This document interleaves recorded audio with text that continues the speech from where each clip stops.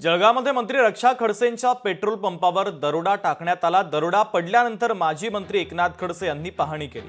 मंत्र्याची property सुरक्षित नाही तर सामान्यांचं काय, एकनाथ खडसेंनी सरकारला सवाल उपस्थित केलेला आहे। तर जळगावच्या मुक्ताईनगरमध्ये पेट्रोल पंपावर दरोडा टाकण्यात आला होता।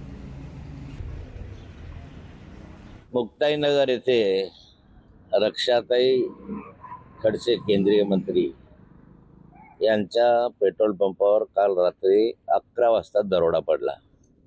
यामध्ये 5 लोक सामील होते। 2 मोटरसायकलवर आले होते। तिघांकडे कट्टे होते, बंदुका होत्या आणि या माध्यमातून त्यांनी धाक दाखवला। निव्वळ इथेच केलं असं नाही, त्या अधिकारी म्हणून पेट्रोल पंप आहे तिथं ते गेले।